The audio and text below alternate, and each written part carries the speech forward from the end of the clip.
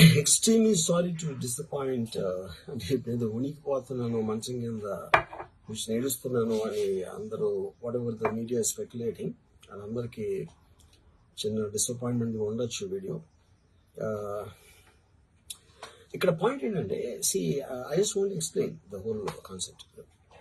ఇప్పుడు నేను ఆల్మోస్ట్ ఒక 1 year బ్యాక్ ఏదో ట్వీట్స్ పెట్టాను అనే ఎలిగేషన్. ఆ ట్వీట్స్ ఎవరో మనోభావాలు దెబ్బతిన్నాయి. ఇక్కడ విచిత్రం ఏంటంటే 1 year బ్యాక్ పెట్టిన ట్వీట్స్ 4 డిఫరెంట్ ప్లేసెస్లో 4 డిఫరెంట్ జ్యూరిస్డిక్షన్స్లో 4కి ఒకే 3-4 రోజుల వ్యవధిలో వాళ్ళ మనోభావాలు దెబ్బతిన్నాయి. వాళ్ళు ఆ పరంగా కంప్లైంట్ ఇవ్వడం, కేసులు పెట్టడం జరిగింది.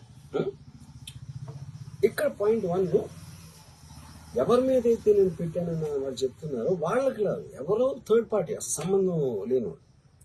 ఆ కాంటెక్స్ట్ లో అసలు ఈ కేసు ఎలాగా, ఈ సెక్షన్స్ ఎలా వర్తిస్తాయి అనేది అప్పుడు ఆబ్వియస్ గా నాకు వచ్చే అనుమానం కానీ, నాకు కానీ నా మనుషులు కానీ, ఇది ఒక పర్సిక్యూషన్ చేయటానికి ఒక పద్ధతి ప్రకారం ఉన్న ఎలవబుల్ లాస్ ని వాడుతున్నారా, లేకపోతే ఇప్పుడు వరల్డ్ ఓవర్ ఒక ఫినామినా ఏం జరుగుతుందంటే, పొలిటికల్ పార్టీస్ వాళ్ళు they are weaponising the systems of the police. అది అమెరికాలో జరుగుతుంది, యూరోప్ లో జరుగుతుంది, ఇక్కడ కూడా జరుగుతుంది.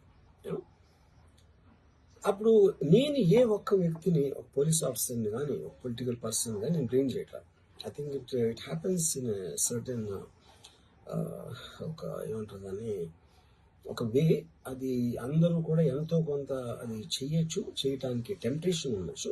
But eventually there is the law of the land which will take the final call. So అది that I completely agree, believe in that and I abide by that as a citizen.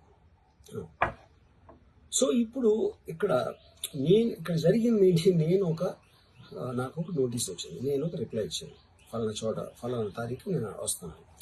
అప్పటికి నాకు జరుగుతున్న పని ఒక ongoing schedule ఉంది కాబట్టి, నాకు film work ఉంది కాబట్టి అవ్వలేదు. అండ్ ఇట్ ఈస్ వేరే ప్రొడ్యూసర్ చేస్తున్నాం, ఆ ప్రొడ్యూసర్కి నష్టం వస్తుంది కాబట్టి నేను మళ్ళీ టైం అడిగాను. ఇదేంటి కేసు, ఇదేం అర్జెంట్ కేసు అంటే 1 year తర్వాత ట్వీట్ చూసిన అతనికి 1 week లో అన్ని అయిపోవాలనేది ఏమన్నా మీనింగ్ ఉంటుంది అసలు దానికి? So which basically means it is being done for purposes other than the urgency of the case.